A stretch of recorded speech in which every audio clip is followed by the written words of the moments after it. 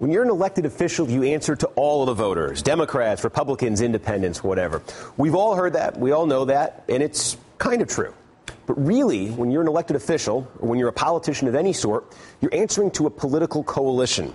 The people, the activists, the donors, the groups that worked and that turned out to put you in office in the first place. And it can be a pretty tricky balancing act trying to mix the demands of each component group of your coalition because they don't always see eye to eye. Think of the dilemma President Obama faces right now on the Keystone Pipeline. He's got labor allies who like it because it means jobs. He's got environmentalist allies who hate it because it could mean a disastrous spill. And he's going to have to decide, and he's going to have to decide soon. The key here is that the more ideologically diverse a coalition is, the harder these choices become. Which brings us to a particularly wrenching and hellish dilemma that came to head for a Democratic president 75 years ago this coming week. The president was FDR, and the issue was the Fair Labor Standards Act. It was landmark legislation that established the federal minimum wage, overtime pay, and the 40-hour work week. It also banned child labor. The bill worked its way through Congress, and it landed on FDR's desk on June 25th, 1938. But there was a huge, gaping problem with it.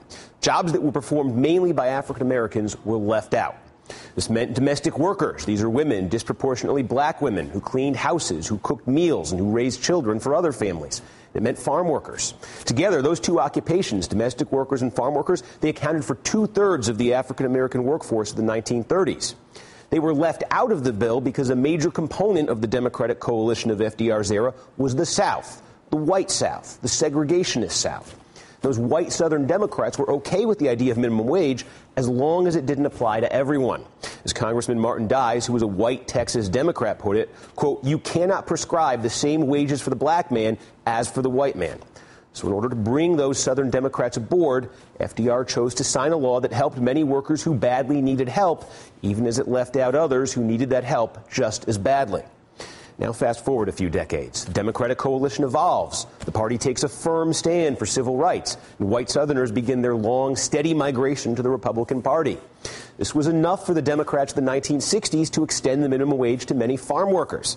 That still left domestic workers out in the cold until the 1970s. By then, female and African-American Democrats were beginning to make their way into Congress. There still weren't a lot of them, but there were more than ever before. And they gave voice to those domestic workers, and they made their cause a priority for the party. Shirley Chisholm, who was the first black woman in Congress and who was also the daughter of a domestic worker, led the fight. And she won over an unlikely ally, George Wallace, who was the face of the fading but still sizable bloc of conservative white Southern Democrats. Gunmen had nearly killed Wallace in 1972, and Chisholm had visited him in the hospital. He couldn't figure out why, but he was definitely grateful. And when she asked for his help 2 years later, he came through. Chisholm wanted domestic workers included in the minimum wage, and Wallace asked his fellow Southern Democrats to support it. They did, and voila, Democrats suddenly had a veto-proof majority, and Richard Nixon had no choice but to sign the bill. And that should have been the happy ending. But there was actually a catch. Most domestic workers were covered by the new law, but one group was still left out. It was a small group back then, home care workers. These are women who bathed, fed, cleaned, and cared for the elderly and the disabled. Their work was grueling, it was thankless, it was vital. But when Nixon's Labor Department implemented the new law, they lumped home care workers in the same category as teenage babysitters, meaning they didn't get minimum wage and overtime protections. And those workers are still left out today, except they're no longer a small group. Home care workers now number 2 million, 2.5 million actually. Theirs is the second fastest growing occupation in America, and they're part of what has become an $84 billion industry. And they still aren't protected by the minimum wage and by overtime rules.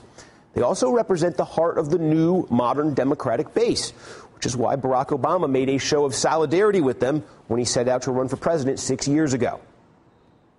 I'm ready to work, so. You're ready to work. So I can work while I'm talking. And ain't no standing around. So where's that broom? At his home, I prepared breakfast for him. I helped to make the bed. I cleaned the house, did some laundry. I think the senator's doing a good job. He act like he know what he's doing anyway. He ended up doing the mopping, the sweeping, and he did the laundry. She working the hell out of it. And as president more than a year ago, Obama called on his Labor Department to propose a new rule to extend wage and hour protections to home care workers. Even though workers like Pauline do everything from bathing to cooking, they're still lumped in the same category as teenage babysitters when it comes to how much they make. That means employers are allowed to pay these workers less than minimum wage with no overtime. The Labor Department finished its work months ago, but the rule is stalled at OMB, a political agency inside the White House. The ball is in Obama's court, and most people assume he will act on this, but the clock is still ticking. But when Obama does follow through, if he does follow through, it won't just be a victory for home care workers. It will mark the final repudiation of the old coalition that Democrats once had to rely on and an emphatic embrace of the new coalition they now depend on.